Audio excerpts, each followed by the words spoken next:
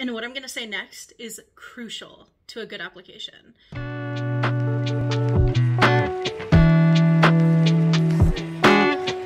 Hi team, my name is Shelley and I am a teacher on Outschool. I am using this platform to document my experience teaching on Outschool and to share what I learned along the way with you.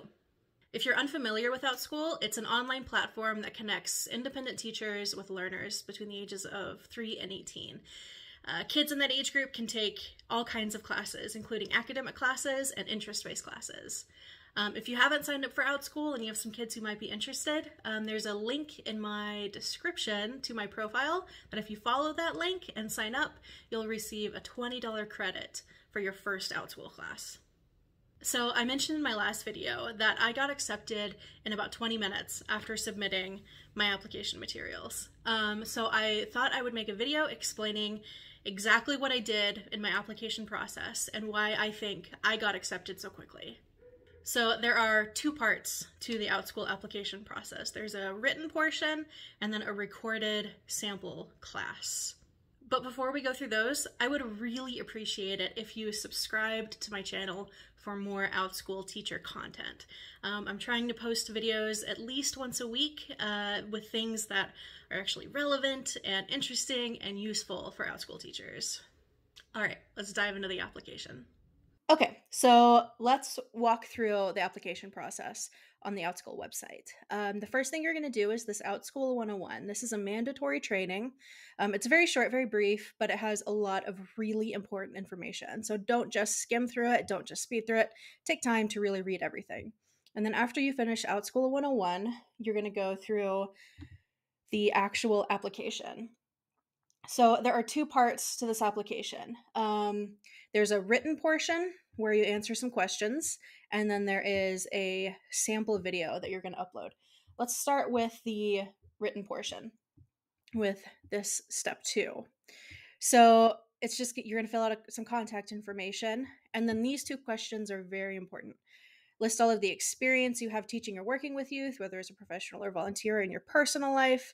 Our teachers come from a variety of professional backgrounds. Share anything you think we should know. Be specific with how long you've worked with youth, the subjects you've taught, and the ages of learners you worked with. So it's really tempting to do this like resume style and just use bullet points, but it's really important to do complete sentences. So I could just do, like worked at, oh, my caps is on. Worked at a daycare for 1 year. Summer camp counselor for teens age 14 to 18 for 2 years, blah, blah, blah. But that's not what we want to do. We want to use complete sentences. We're trying to sell ourselves, right? We're trying to say, hey, this is the experience that I have teaching kids and teenagers, and this is why it's relevant. So I'm going to start with something like, I have significant experience working with and teaching children and teenagers. I have significant experience working with and teaching teenagers. Let's start with, so I worked at a daycare for a year after college. Right after graduating from college, I worked at a daycare for 1 year. I was responsible for, taking care of and teaching children between the ages of, I was what we called a floater.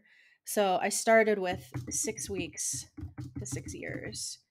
And then because this is, something I want to showcase my teaching, they're not as interested in, like kind of the babysitting aspect of it. But I would often substitute for permanent teachers when they were unavailable.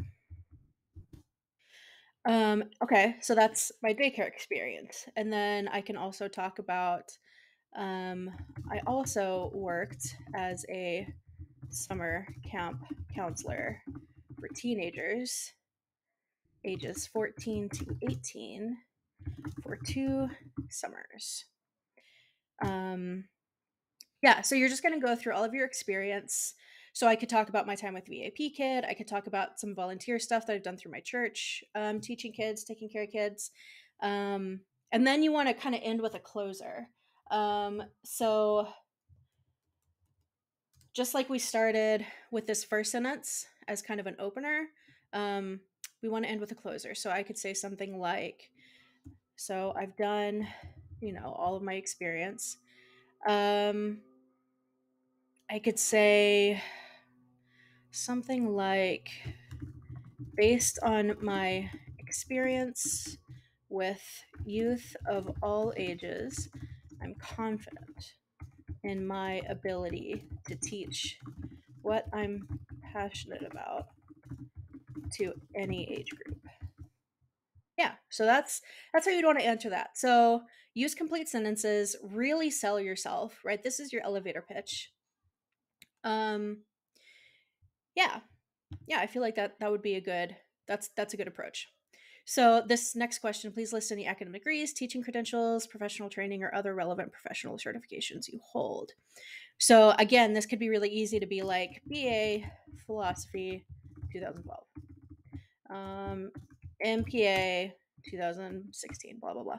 That's not what it's going to be. I can say I have 3 higher education degrees. We're going to actually change this. I've earned 3 higher education degrees. I have a bachelor's degree in philosophy from Brigham Young University, which I earned in 2012. I also have 2 master's degrees in city and regional planning and public administration from the Ohio State University, which I earned in 2016 and 2017, right? So complete sentences, not bullet points, in a way that makes sense, in a way that flows. And then this question, online profiles, do you have a professional website, Facebook page, or LinkedIn profile? So this is where you would share any of those. I did share my LinkedIn profile. So I just went to my LinkedIn, went to my profile, copy, paste. But again, instead of just copying and pasting that and leaving it as is, I can say, here is a link to my LinkedIn profile, : Great. So that's how you want to answer these questions. Again, really, really sell yourself, right? Use complete sentences and then go back and double check your spelling and grammar. You do not want any spelling and grammar mistakes in these responses. Cool. Let's go down to step 3. So step 3 is going to ask you about a class you might teach. It's important to note that you won't actually be required to teach this class. It's just a sample. Again, make sure that you answer in complete sentences and that you answer all of the questions they're asking. And what I'm going to say next is critical to a successful application. Make sure your application has alignment. Alignment means that all of your written responses and your application video all relate to each other.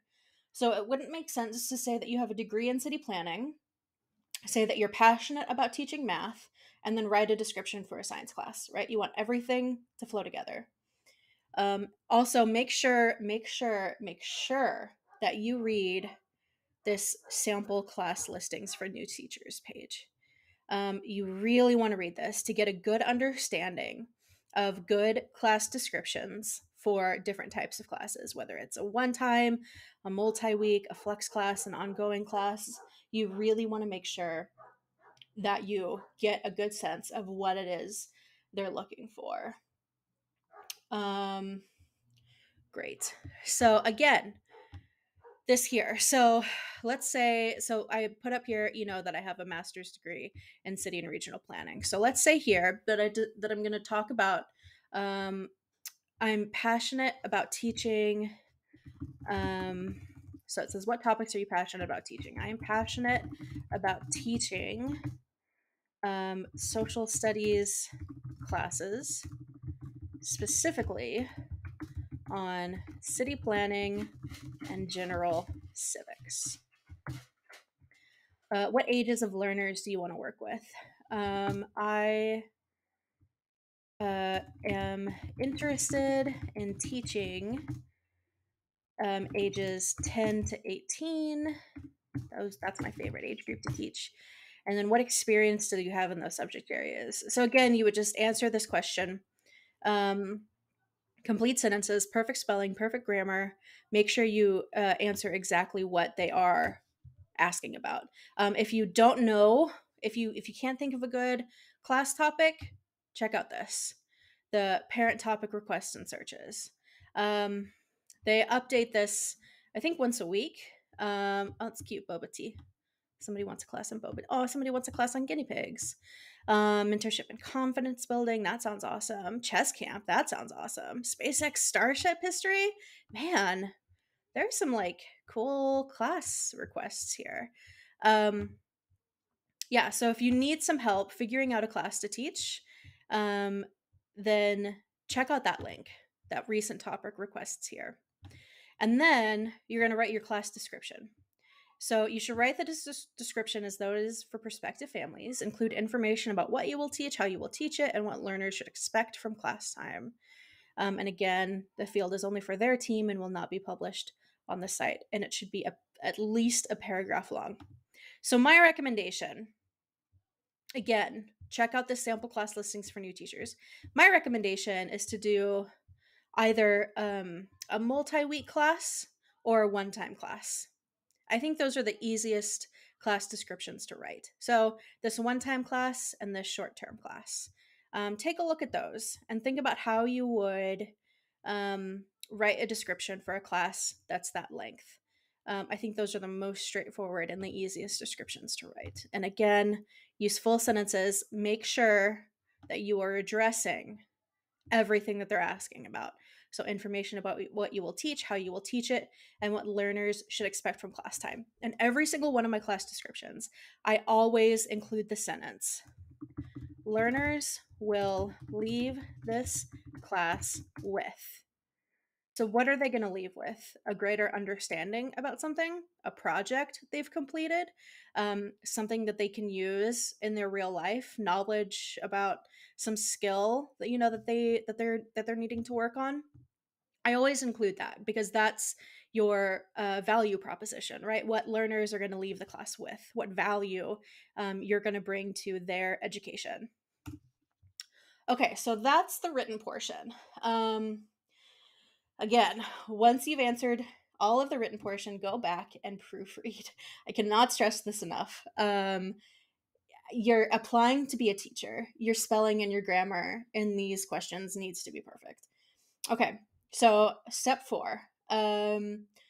Step 4 asks you to teach a sample class and then record it and upload the video. This is where you really get to shine. And again, focus on alignment. So teach the class that you talked about in your description. Okay? Don't teach a completely different class. Teach what you talked about in your description, right? Alignment, alignment, alignment. Cool. So before I show you the video that I submitted, I want to give you 5 tips for your application video. First, try to film in natural light. I filmed in my living room in front of my bookshelves because I have a nice big sliding glass door. So it was a sunny day, lots of natural light coming in my living room, and that was perfect for filming my application video. My second tip is use either your phone or a nice camera to record instead of just recording with your computer webcam. And then use a tripod or something to prop your phone or your camera up on so you're not holding it like you're taking a selfie. That will really up the professionalism and make it look really polished. Third, practice, practice, practice. You want to get comfortable teaching while you're recording yourself. Looking confident and relaxed while you're teaching will reinforce that you know what you're talking about. Number 4, match the energy of the age group that you're targeting. So if you're teaching preschool, it might be a little more appropriate to talk like this, to really modulate your voice and to use lots of facial expressions. But if you're wanting to teach a high school class, probably not gonna work. And my fifth tip, good teaching is engaging. And even though you're teaching a fake audience, you still want to engage with your fake audience. So I did this by asking questions and waiting for pretend answers. So those are my 5 tips for creating a good, solid application video. And with that, here is my video. Hi, my name is Shelley. This is my application video for Outschool, and I will be teaching a very brief lesson on the GDP, Gross Domestic Product, for a potential high school level macroeconomics course. So have you ever heard about the GDP? Yeah, like on the news? Yeah. What does GDP stand for? So GDP stands for Gross Domestic Product. Okay, let's break that down and talk about what each one of those words mean. What does gross mean? And not like, ew, gross, but in this context, what does gross mean? Yeah, like total. So gross is the total market value. Total market value means all of the money that gets spent in the economy. So every iPhone that gets bought, every car that gets bought, every time someone goes to a hairdresser to get their hair cut and pays for that, everything that is purchased in the economy is part of the total market value. So that's gross. What does domestic mean? Yeah, like at home. So domestic means in a particular country. So every country has their own GDP. Okay, so the GDP we measure country by country. Now what about product? What does product mean? Yeah, like stuff. Good. So product is all goods and services. Now what's the difference between a good and a service? Okay. So a good we can think of as something physical, something you can hold or something you can see, right? Like a car or a video game or a house. Whereas a service is something that someone does for someone else. So when you take your car into a mechanic to get your oil changed, they're providing you with a service, right? You're paying them for something that they're doing for you. So that's product is all goods and services. So GDP, gross domestic product, is the total market value in a particular country for all goods and services, okay? So why do you think it's important that we measure the GDP? Okay, yeah. So there are 2 things that I want you to remember. One, the GDP tells us the overall health of the economy, right? We can look at the GDP year by year by year. So there's a 2019 GDP, 2018 GDP, 2017 GDP. At the end of this year, there's going to be a 2020 GDP. And we can see if that GDP is growing or if it's shrinking. Now, do we want the GDP to grow or do we want it to shrink? Yeah, we want it to grow. A growing GDP is a sign of a healthy economy. It means that more and more and more people are buying and selling goods and services. And that's what we want. That's what we want to have happen in a good economy. So that's the first reason. It measures the health of the economy. The second reason is so countries can compare themselves to each other. So real quick, I want you to do a quick Google search. Type in 2019 United States GDP. Tell me what you come up with. What'd you find? Yeah, $20 trillion. That's a huge number. If we were to rank all of the countries in the world based on their GDP, where do you think the United States is? Yeah, near the top? Yeah. So the United States is actually at the very top. So we can use the GDP to compare countries to each other to see who has more active economies. So that's the second reason that I want you to remember. So GDP, gross domestic product, total market value in a particular country for all goods and services. 2 reasons we look at it. 1, to measure the health of the economy, and 2, to compare countries to each other. Got it? Great.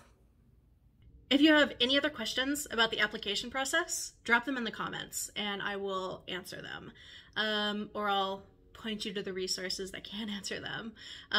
If you're looking for a coach to help you through the application process and through your first few class listings, send me an email. I'm happy to help you out. I can provide you a bunch of free resources.